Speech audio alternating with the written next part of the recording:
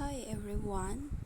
Today I'm going to be talking about the origin of ceramics. So, first of all, let's start off with what is a ceramic? Well, generally speaking, ceramics are what you get when you apply heat to certain inorganic, non-metallic solids and then allow them to cool. An example of ceramics are everyday things like ironware, pots, crockery, glassware, and even concrete. So how did it all begin? Well, it all started around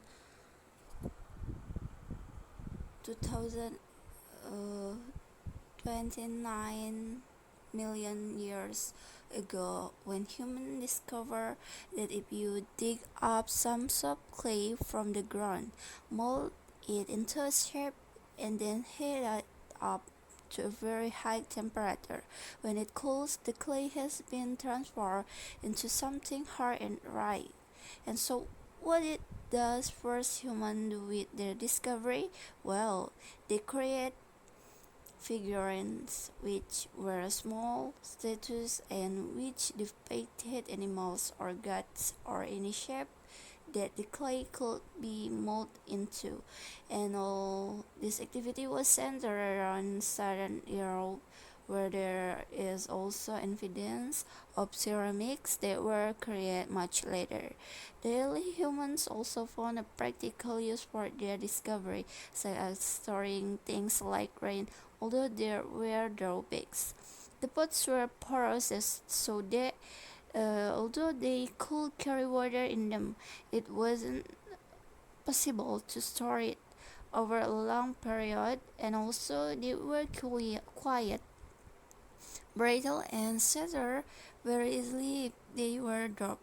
But despite this problem, it was many thousands of years before there were any improvements. In China, at around 2200 BC, they discovered that by adding minerals to the clay, they could improve but the appearance and the strength of the ceramic, but it took nearly 1,000 years before they perfected the process to produce high-quality ceramics known as porcelain.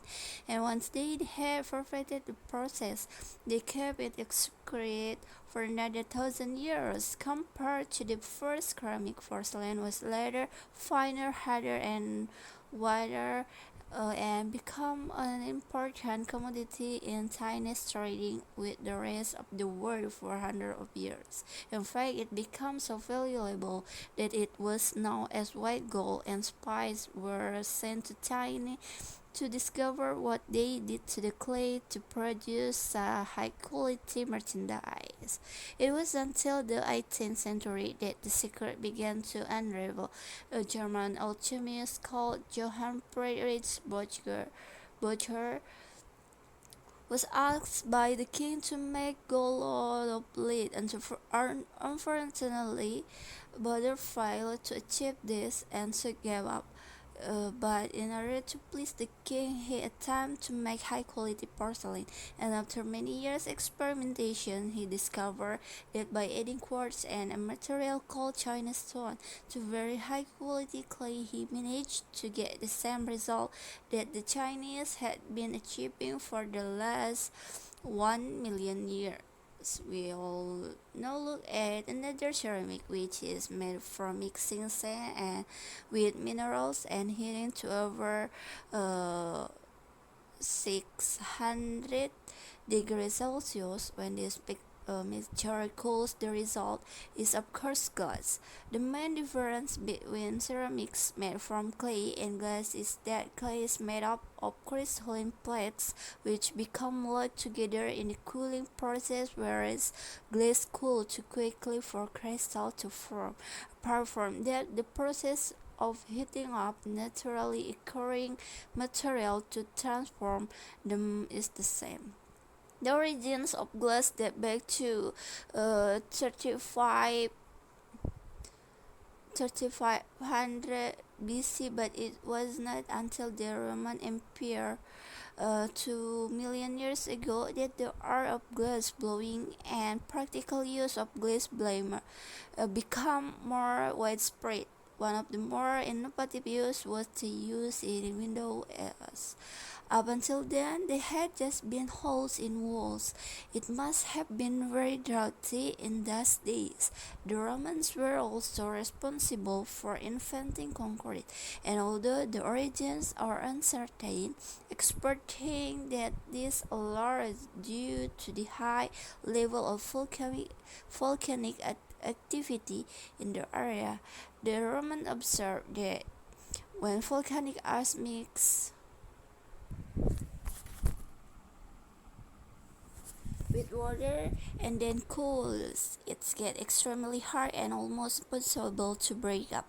The chemical reaction that follows is very complex and continues for many years, and the concrete just keeps getting harder. Evidence of this the numerous Roman remains that are standing, many of which are almost completely intact. One of the most important facts about concrete for the Romans was that it can be created underwater. As the Roman Empire grew, the Romans needed to take control of the seas, and for this they needed to build harbors capable of holding a fleet of ships. Pouring concrete mixture into the sea immediately started the hardening process, and rather than just dissolving in a mass of water, the substance was stuck and long-lasting. The storing characteristic of concrete made a significant contribution to the success of the Roman Empire.